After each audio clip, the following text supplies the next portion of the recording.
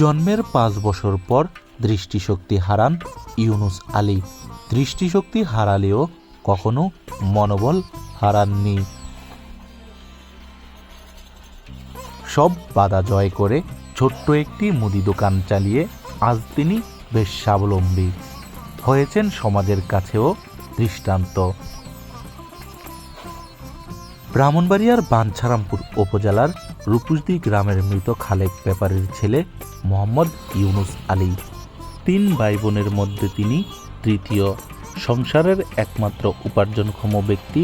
তার বাবা হঠাৎ অসুস্থ হয়ে পড়লে 1986 সালে 17 বছর বয়সে সংসারের দায়িত্ব কাঁধে তুলে নেন ইউনুস আলী। অন্যের কাছ থেকে 1000 টাকা ধার নিয়ে এই পুঁজি দিয়ে বাড়ির পাশে একটি ছোট্ট মুদি দোকান চালু করেন। একদিকে বাবার চিকিৎসা, অন্যদিকে সংসারের খরচ জোগাতে হিমশিম খান ইউনুস আলী। তবুও কখনো ভেঙে পড়েননি তিনি। নিজ চেষ্টায় দোকানের ব্যাপক উন্নতি করেন।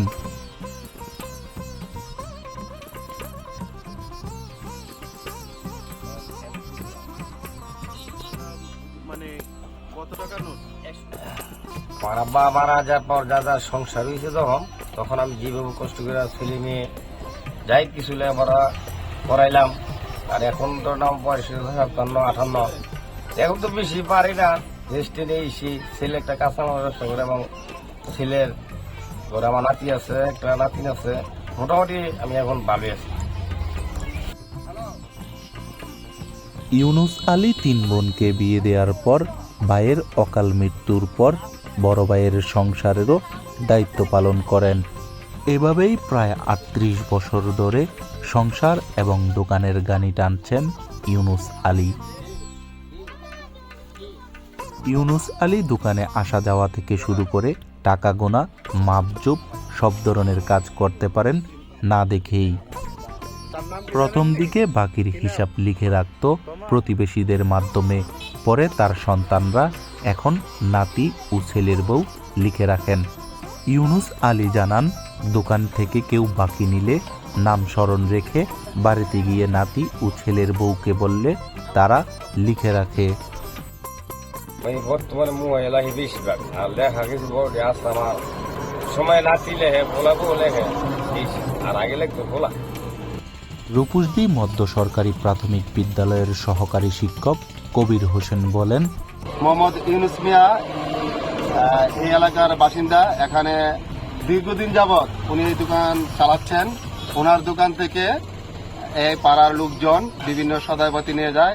টাকাগুলি উনি হাতের মাধ্যমে গুনে গুনে রাখতে পারেন, অর্থাৎ যত টাকা নোটই দেয় উনি এই টাকাটা বাংতি দিতে গিয়া, ব্যাগ করতে গিয়া সব কিছু উনি একজন অন্ধ হয়েও হাতে স্পর্শ করি উনি বুঝে নিতে পারেন যে টাকাটা কত টাকার নোট।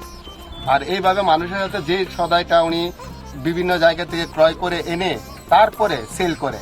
আর এই সেল করতে গিয়ে ওনার দোকানে কি কি সদাই কোন জায়গায় আছে, কোন সদাইটার মূল্য কত, সেটা উনি নির্দ্বিধায় বলে দিতে পারে। এমনকি ওনার পরিচিত লোকজন যারা প্রতিবেশী আছেন, ওনারা কাস্টমার হিসেবে যখন আসেন, ওনাদের কণ্ঠ শুনেই উনি বুঝে নিতে পারেন যে উনি এই লোকটা।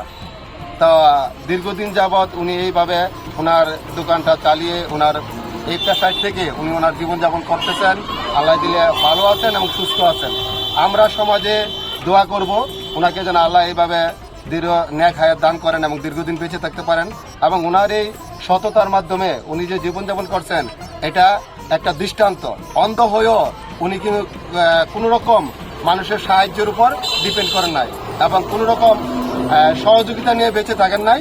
উনি ওনার নিজের চেষ্টায় একটা দোকান চালিয়ে নিজের জীবনকে ধারণ করতেছেন। এটা অবশ্যই একটা উদাহরণ এবং একটা পদক্ষেপ। আমি ওনার জন্য মঙ্গল কামনা করি, আল্লাহ যেন ওনাকে সুন্দরভাবে ন্যাক হায়াত দান করেন। মনে করেন ওনার ভালো, ওনার কাছে সবাই সদাইপাতি নেয়, আমরাও নেই। মনে করেন 1000 ওই জায়গা 15 দিনের 8 দিনের আগে টেকা না থাকলে কাগজ নিয়ে যেতাম, ঠিক আছে, কইতাম এই কথা দেখতেন। এবারে এলে কইতো আচ্ছা দিতেছি মানে উনি মাঝে মাঝে হঠাৎ করে আবার হাতও ধরে লাগতো, ধরে হাতে লাগতো, ঠিক আছে। তোরা কোনো মতে সাইডে মাইটে ছুটে যেতাম না, ঠিক আছে, মজা তো দেখা লাগে। কাগজ দিয়া মজা নেওয়ার চেষ্টা করতেন, পরে কি টাকা দিতে হতো? পরে টাকা দিতে হইতো। অনেক আগে অনেক ছোট আসলাম না, মন বুঝি, ঠিক আছে।